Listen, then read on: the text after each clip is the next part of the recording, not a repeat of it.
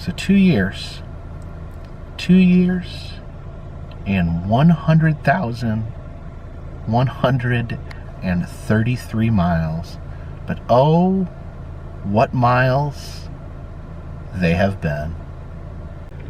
Hey, you all. Carpetbagger here, coming to you live from the north. More specifically, we are in Rochester, New York today. And I think I'm still going through a little bit of a Halloween hangover. Halloween, probably the most intense portion of my year. So always tend to, I think, reflect a little bit on myself, on this channel, what's going on, what's going to happen next at this point in time. So I figured maybe we go for a walk here in downtown Rochester and talk about it. But first, I did want to make a small announcement that if you guys are interested in the enamel pins that I sell for this channel, there is a new pin for the Christmas season. Of course, not a Christmas themed pin, but a pin to get your friends or loved ones who may also appreciate the channel. We have a little Fiji mermaid, a little kawaii Fiji mermaid there wearing my hat. So yes, me as a little Fiji mermaid, or merman, if you will. Of course, if you are interested in the pin, it is currently in the Etsy shop in the description of this video right now. Oh yeah, I almost forgot to mention, more new stuff on this channel. We got a brand new intro.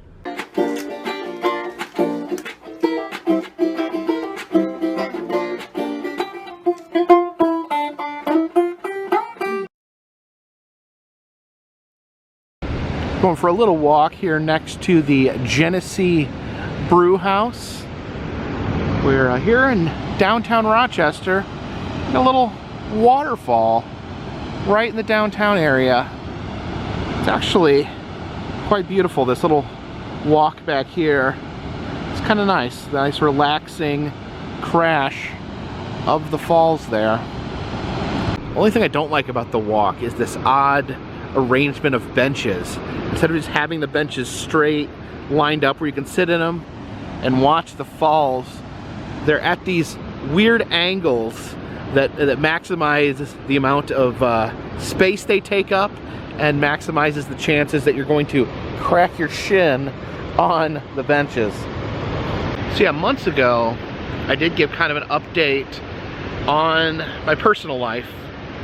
And that update, the primary point of that update was that so in the process of going through a divorce.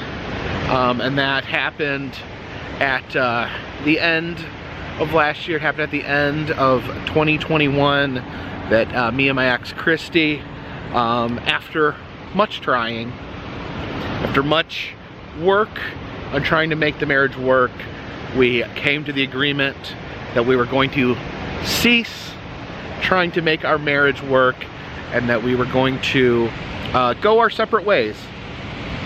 And you know, divorce can be hard. Divorce can be hard. And I would say my divorce with Christy is probably at the point, you know, probably as easy as it's gonna get. It's we've been able to communicate. We have been able to make arrangements. We have been able to wish each other well. But that being said, no divorce is easy. I don't think anyone goes through a divorce without having issues of their own, discovering, you know, the world, what the world is like. Just it's almost like there's very few things in your life, or at least that I've experienced, is that are as much of a hard reset as divorcing someone, especially someone that you have been married to for 20 years. Me and Christy would have been married 20 years. I mean, I think once our anniversary hit, technically we're still married, so our 20th anniversary, we were not together. We did not spend it together. So yeah, it was the correct decision for both of us. I don't regret the decision at all, but it was different. It was something unique and scary about going out on my own. I had been married to a person for 20 years, and at the beginning of the year, when it all been decided, I decided the best way to distract myself was to focus on my work, to plunge myself as deep into my work. So I went on my I'm getting tongue-tied over my own idea. The Choose My Adventure road trip, where I let you guys vote on where I would travel next. And man, that was a lot of fun. That was a lot of fun, but it served the dual purpose of having fun, of making content for this channel, and occupying my mind. That you know, instead of processing all this stuff from the divorce, that I would, you know, instead be worried about where I'm going to be next, what city I'm going to next, what am I going to do, what am I going to film, why am I in Iowa in a cold snap in January. But so there was a lot to process, and you know, sometimes when you keep yourself busy, it's a balance. You keep yourself busy, you don't go crazy from it, you don't eat yourself about it, but at the same time, you don't necessarily process it. And in addition to processing my divorce, my separation from Christy, I had something happen at that time in my life, and I didn't talk about it at that time. And I don't know, it's because I hadn't processed it yet, and I hadn't fully understand it yet, and I don't even fully understand it right now. But at almost the exact same time that I went through my separation, I found out something about myself that it's interesting to say. Did I always know? Did I not know? It's hard to say. In a way, I always knew. In a way, it was a huge shock. But I found out that I am neurodivergent. My brain works in a different way than a normal person does, and you know, you can fill in the blanks there. You can but you know, I don't want to be lumped in with any group, because I think every neurodivergent person is very unique in their strengths, in their struggles. You know, basically, it just means my brain processes information differently than a standard person. Of course, you know, there's no standard person, but you know, there's a normal way that things click inside someone's brain, and I am of the I think one out of 100. So it's, you know, it's not the rarest thing in the world. I'm sure, I know for a fact that a huge portion of people that watch this channel are neurodivergent in a variety of ways themselves. And so with my unique struggles in that matter, it's something I've struggled with my whole life, but didn't have a name for it, didn't know what I was struggling up against at the same time. And I will stand by this. It's been my greatest strength. It's been, without that, this channel simply would not exist. I would never have become the Carpetbagger. the way my brain works, the way my brain sorts things, the way my brain finds things important, that allowed me to create this channel. The fact that I'm willing to drive 10 hours in a day to see a taxidermied bear that OD'd on cocaine. The fact that I would prioritize that, drove 10 hours to see that kind of shows you a little peek at how my brain works. And it's that sort of brain functioning that, you know, I'm just gonna get in the car. I wanna see something, I don't care. I don't care if it's 12 hours away, I wanna see it. I'm gonna drive and I'm gonna see it. And the honest truth is, before I was recording it, I was still going and seeing it. I didn't have the financial means at the time to travel and see stuff, but I was doing what I could. I was seeing the things I wanted to see. And as the channel grew, and as, you know, I was able to bring in some ad revenue, bring in some Patreon, and share these things with people, it gave me the ability to travel more. So, you know, if I had these finances, hold on a second, there's a train. Yeah, look at the train there, rolling over the waterfall.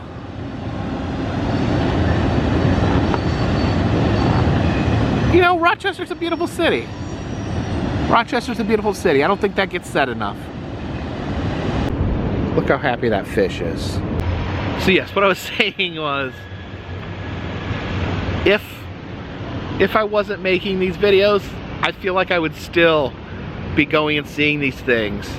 And I'm so grateful. I'm so grateful that somehow these things in my brain that make me different, in some ways, they've worked for me. They've helped me create this bizarre career I have, where I get to go and see all these fun and quirky things and share them with you guys. It's been an adventure that I wouldn't have had. I wouldn't have had without this thing in my brain.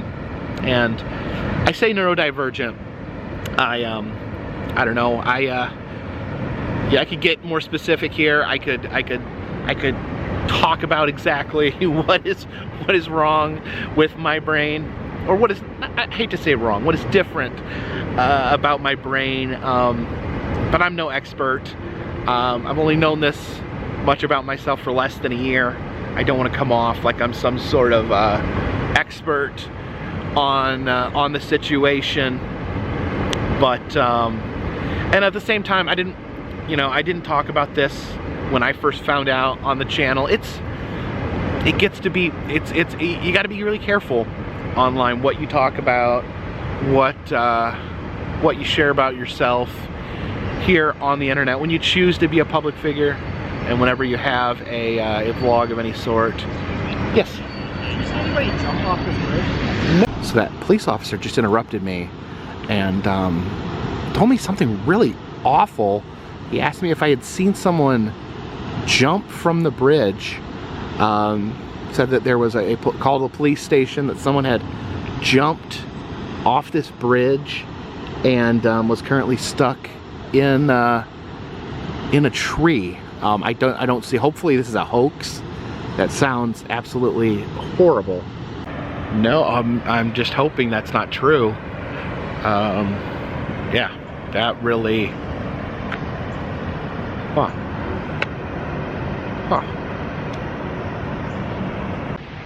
So yeah, I spoke with the police officer back there, and they said it was well, I guess they'd gotten a call that someone had jumped off the bridge, and but apparently they said that the person, I guess, attempted to and then crawled back up and is safe. They said that they found the person, and they're going to be taking them to a hospital to receive, you know, mental health services. So yeah, that was not expecting that. Just doing a little chat here on the bridge. Hope I'm just happy. Just definitely happy to hear that someone's okay. I mean, so sad, you know, when someone makes that decision to try to do something like that.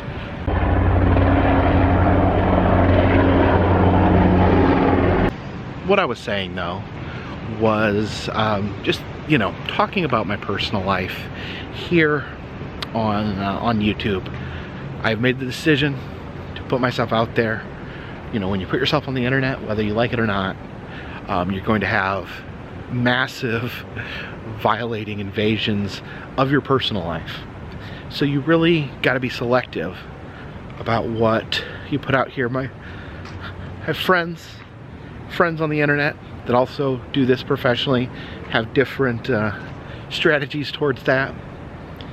Some people, I have a good friend who does videos. He likes to keep things very close to the vest, very careful about what bits of information he shares with other people. I have another good friend who's an open book. He puts everything out there.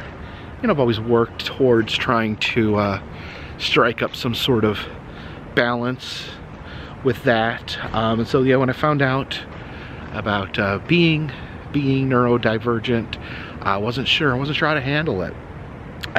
Some of my friends told me to be honest about it and talk about it on the channel. Other friends said that's something that's best to keep private.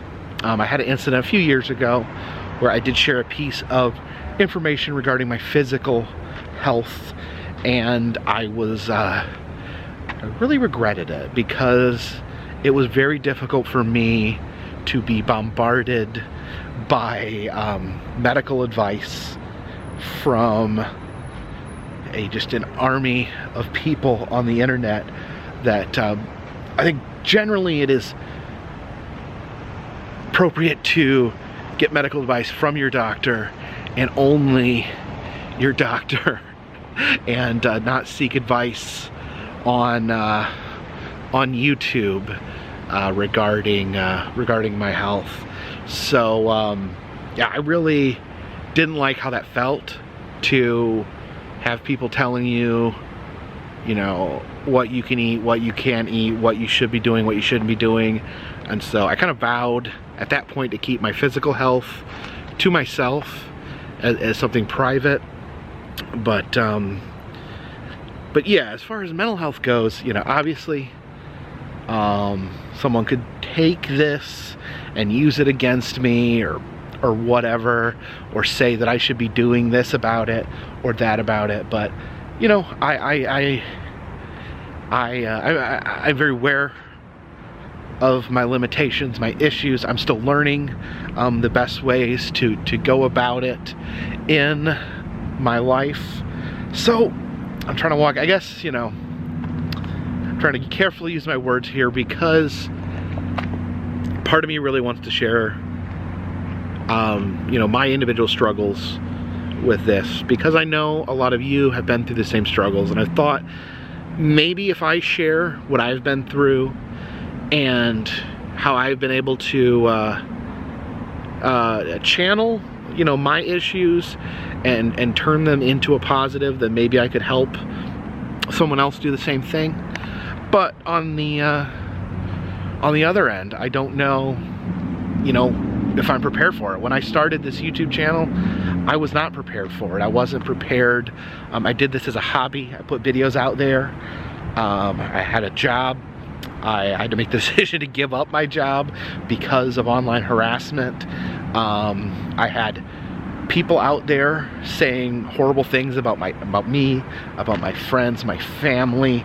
My 12-year-old daughter had to deal with strangers saying negative, hateful things about her on the internet. So with a now I'm starting to think I should just go delete this video and not release it. But no, I've been through struggles in my personal life regarding this, my neurodivergence, and in the end things are going well. Things are going well. I'm trying to learn. I'll share this with you. And this may not be a surprise that I travel long distances. I push myself to travel. I push myself to film a lot, and this year, so kind of falling back on my urge to travel, my urge to film. I try to use that as a way to zone out the things that were difficult about going through a separation. So I just wanted to make it all my life. That changed though. That did change. Things, I don't want to say things got more complicated, but things changed because I met Jen.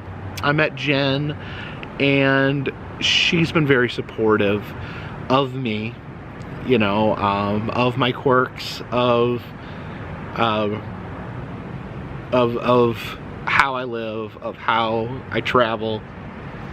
That's why I'm in Rochester. I've been trying to spend the time that I'm off the road. I've been trying to spend here in Rochester with Jen, but there hasn't been that much time off the road this year.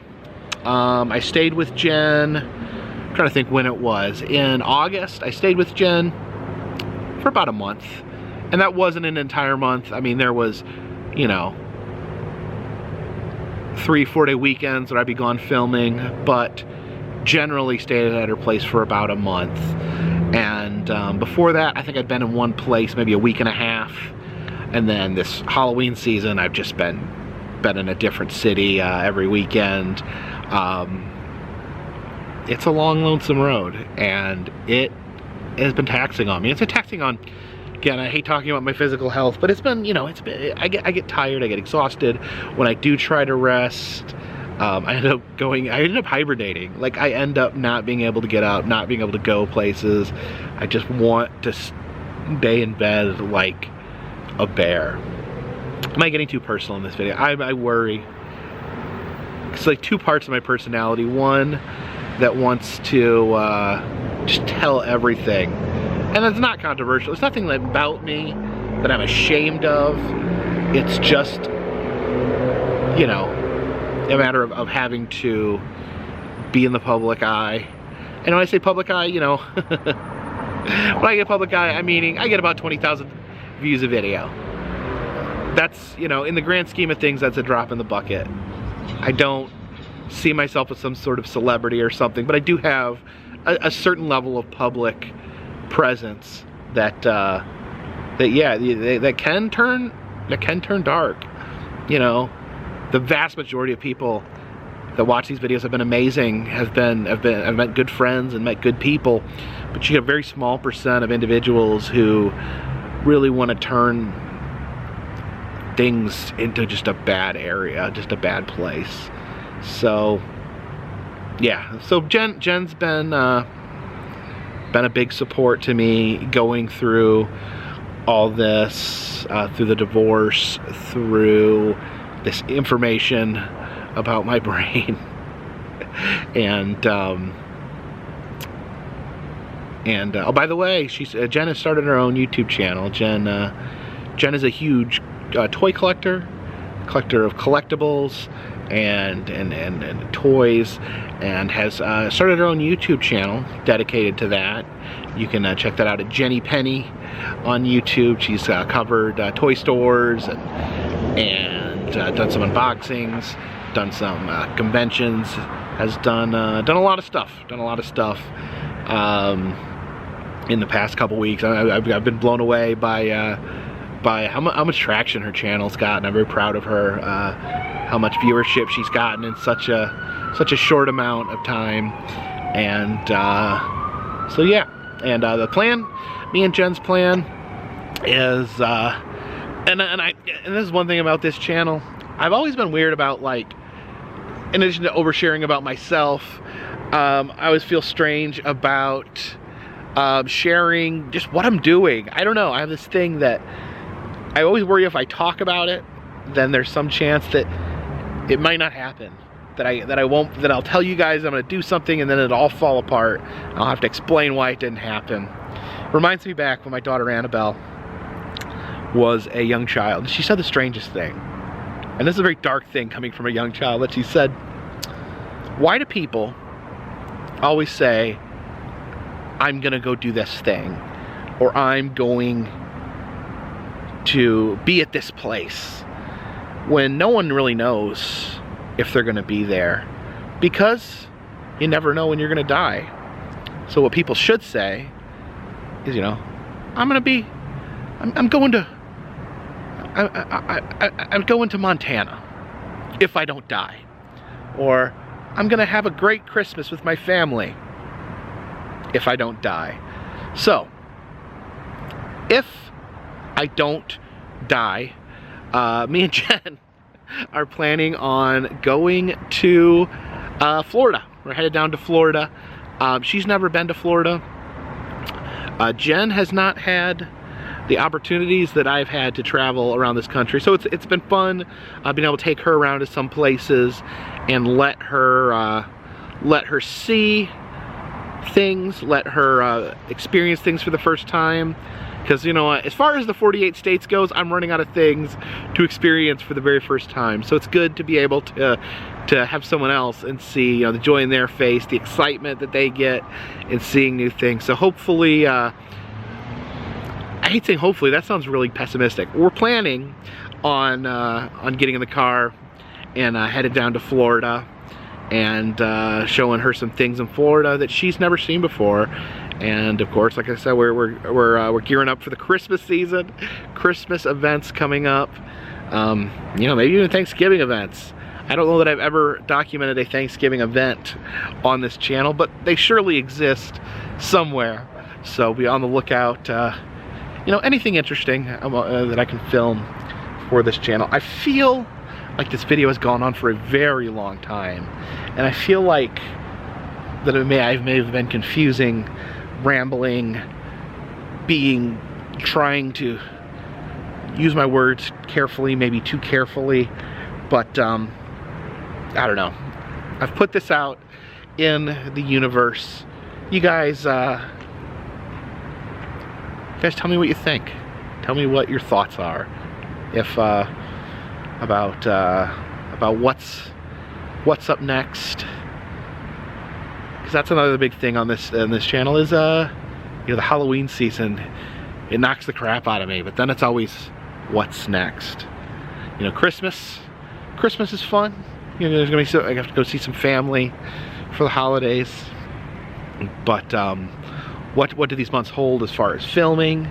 Like I said, we're going to Florida. This will be a starting point, and then you know, next year. You know, in the Halloween season, I film haunted attractions and spooky stuff. In the summer, I generally film amusement parks. That's when they're open. And then you have 6 months of the year where you got to find other stuff to film that's not those things. But of course, there's always, you know, there's fun stuff. There's museums to be seen, roadside attractions, maybe some creative road trips that we can do together. But so yeah, what do you like to see? Let me know what you guys want to see from this channel, from me.